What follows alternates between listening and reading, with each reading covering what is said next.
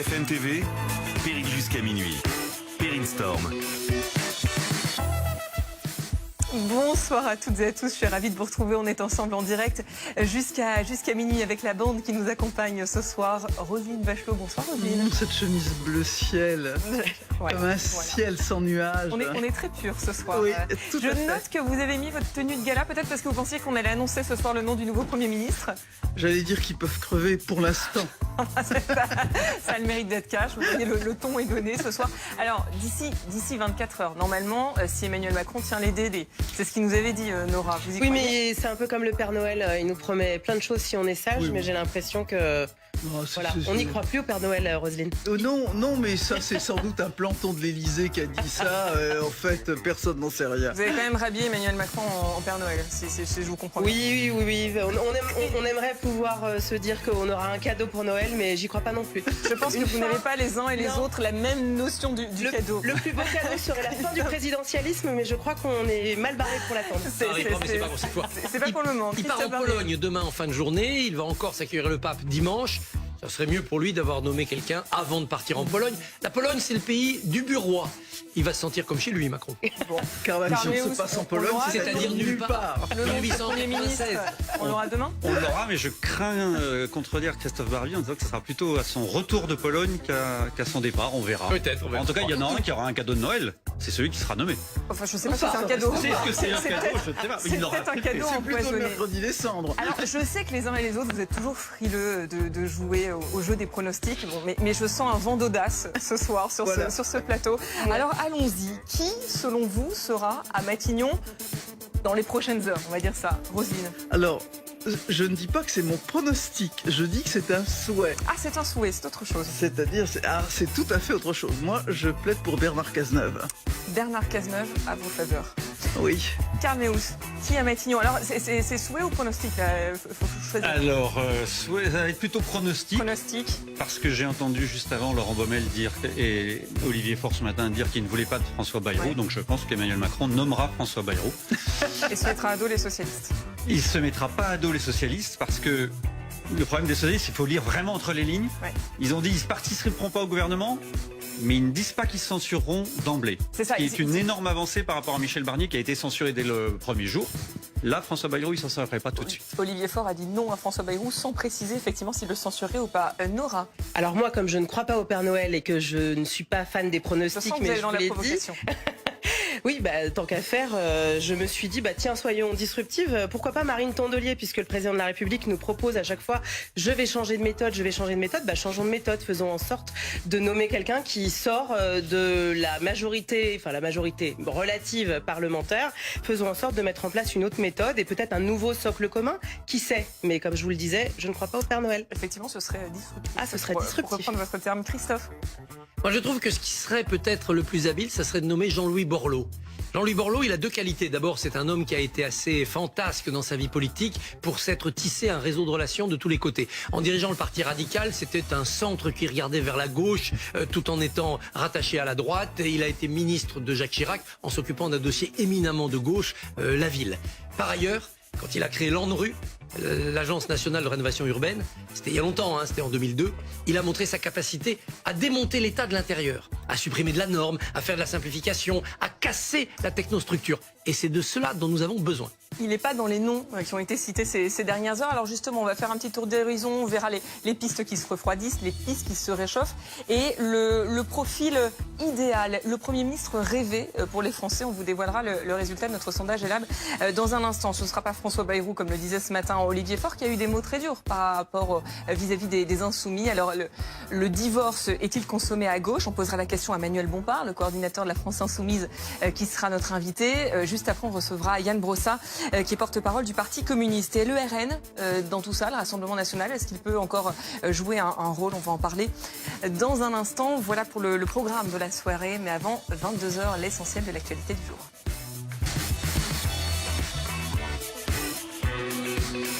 Et donc toujours cette question ce soir, qui pour occuper Matignon? Emmanuel Macron cherche toujours un successeur à Michel Barnier. Viendra-t-il de la gauche, du centre, de la droite? Échappera-t-il à la censure des oppositions à l'Assemblée nationale? Plusieurs noms reviennent, c'est le grand bal des prétendants. Tour d'horizon avec Anne-Solène Tavernier et le service politique de BFM TV. Leur dernière rencontre remonte à mardi. Dans les salons de l'Élysée, Emmanuel Macron reçoit François Bayrou, dont le nom est avancé pour succéder à Michel Barnier. Pour Bayrou, il y a un alignement des planètes. Si ce n'est pas pour maintenant, c'est pour jamais. Pour éviter la censure de la gauche, le président du MoDem se montre ouvert et prêt à s'engager à ne pas utiliser le 49.3. S'il avait été contacté par l'Élysée, je vous le dirais. Ah, peut-être. Lui se refuse à tout commentaire, mais selon nos informations, la cote de Bernard Cazeneuve est remontée récemment en flèche du côté de l'Élysée. Dans un gouvernement de coalition, celui qui a déjà occupé le poste sous François Hollande pourrait incarner un trait d'union entre la gauche et la droite. En août, il était cloîtré, il ne parlait à personne. Cette fois, il reçoit plein de coups de fil. Lui pourrait faire le lien avec les Républicains, même si Sébastien Lecornu se défend d'être en campagne. C'est un gaulliste. Il ne pourrait pas ne pas accepter. Il y a en plus quelque chose de sacrificiel à accepter ce poste en ce moment. Au sein du bloc central, sa candidature ne fait pourtant pas l'unanimité, que ce soit chez les proches de Gabriel Attal ou au MoDem. Mais alors, qui à Matignon? Parmi les prétendants se trouve aussi l'actuelle ministre Catherine Vautrin, qui garde de bonnes relations avec la droite depuis son départ des Républicains en 2019. Jean-Yves Le Drian, allié de la première heure du président, est à même d'être soutenu à gauche comme à droite, mais l'ex-socialiste se serait auto-exclu. On le sait, Emmanuel Macron aime surprendre, et si un nouveau nom sortait du chapeau? Réponse, si tout se passe bien, d'ici jeudi soir. Quel avenir pour la Syrie post-Assad? Les symboles continuent de tomber. Le tombeau de l'ancien président Hafez al-Assad, le père de Bachar, a été incendié. Igor Seiri, l'atmosphère est toujours à la fête et au soulagement, à l'espoir, à Damas, 3 jours après l'effondrement du régime qui a sévi pendant un demi-siècle. La transition se poursuit et commence à se voir dans une partie de la Syrie et notamment à Damas, la capitale, 4 jours à peine après la chute du régime. Et c'est bien le principal groupe de rebelles, HTC, qui a l'intention de s'en charger. Un Premier ministre a d'abord été nommé mardi et un futur gouvernement doit être annoncé très prochainement. On a constaté plusieurs choses avec Juan Palencia. D'abord, la réouverture progressive des commerces, des banques, du souk principal de Damas, avec notamment la fin du couvre-feu ce mercredi soir. Et on a pu voir de nombreux habitants profiter de cette liberté en achetant des affaires, en achetant des glaces et notamment le nouveau drapeau de la révolution syrienne avec ces fameuses 3 étoiles. On a aussi beaucoup constaté de la présence de nombreux jeunes combattants, parfois habillés en djihadistes et avec leur kalachnikov, assurer la sécurité dans les quartiers de Damas. Et on a pu aussi assister à une scène assez étrange, la présence de plusieurs milliers de personnes sur une place de la capitale après une rumeur qui a été diffusée sur les réseaux sociaux et qui laissait entendre qu'une exécution publique allait être organisée par ce groupe de rebelles, l'exécution d'un haut gradé de l'armée responsable, selon eux, de nombreuses victimes dans la population. Une exécution qui n'a pas eu lieu finalement, mais une transition politique qui est loin d'être terminée ici en Syrie. Voilà pour les précisions d'Igor Seiri avec Juan Palencia depuis la Syrie.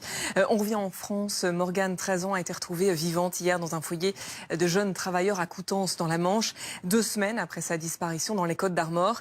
Aujourd'hui, le procureur de la République de Saint-Brieuc s'est exprimé sur l'enquête en cours. Morgane était-elle retenue contre son gré? Il reste encore des interrogations sur ce qui a pu se passer pendant ces 15 jours. Récit de Stéphanie Zenati et Simon Terrassier. Accompagné par les gendarmes des Côtes-d'Armor, le procureur de la République de Saint-Brieuc s'avance. 24 heures après avoir annoncé que Morgane, cette adolescente de 13 ans disparue depuis le 25 novembre dernier, a été retrouvée, il vient répondre aux innombrables questions qui restent encore en suspens et donner des nouvelles de la jeune fille. Un examen cutané ne laissait apparaître aucune lésion, tout comme l'examen gynécologique. Aucune blessure n'était donc matérialisée sur elle. Des prélèvements ont été réalisés et seront exploités pour déterminer s'il y a eu ou non des relations intimes récentes. Car lorsque les enquêteurs la retrouvent à Coutances, dans un foyer pour jeunes travailleurs à 200 km de chez elle, Morgane est enfermée à clé dans la chambre d'un jeune homme de 21 ans, Adrien, aujourd'hui placé en garde à vue à Rennes. Comment connaissait-il l'adolescente ? D'après les premiers éléments de l'enquête, c'est sur les réseaux sociaux qu'il aurait commencé à discuter avec elle il y a 3 mois. Il indiquait que Morgane la contactait dimanche 24 novembre pour lui dire qu'elle n'allait pas bien. Elle faisait part de l'altercation avec ses parents et lui demandait de venir la chercher le lendemain. Elle faisait part d'intentions suicidaires. Il partait à 5 heures du matin, stressé par les situations. Il décidait de rouler jusqu'à Coutances et la conduisait dans sa chambre du foyer des jeunes travailleurs, passant a priori par une issue de secours. Pendant 15 jours, personne au sein du foyer n'a détecté la présence de Morgane, même si certains amis du suspect l'avaient déjà entendu évoquer ce prénom par le passé. Il parlait tout le temps, il nous a même raconté la Morgane, il la connaissait et tout. Après, j'ai pas fait le rapprochement, si c'est lui qui l'a ramené à Coutances. Il vous a dit quoi sur elle? Oui, je la connais, elle a des problèmes avec ses parents. Je suis là pour l'aider si elle veut. Je connais très bien sa situation. L'a-t-il aidé à disparaître volontairement ou l'a-t-il contraint? D'après le procureur, le suspect fait déjà l'objet de poursuites pour soustraction de mineurs. Des faits qui se sont déroulés le 8 avril dernier et pour lesquels il aurait dû comparaître ce matin. Voilà pour l'essentiel de l'actualité. Restez avec nous. Dans un instant, on se retrouve. Qui pour Matignon? Quel est le profil idéal pour les Français? On vous révélera les résultats de notre sondage. Et là, on va s'intéresser aussi au rôle du Rassemblement national. A-t-il perdu son pouvoir d'influence? Et puis notre invité politique du soir, Manuel Bompard, coordinateur de la France Insoumise, nous rejoindra. Le NFP est-il sur le point de se fracturer? C'est la question qu'on lui posera. A tout de suite.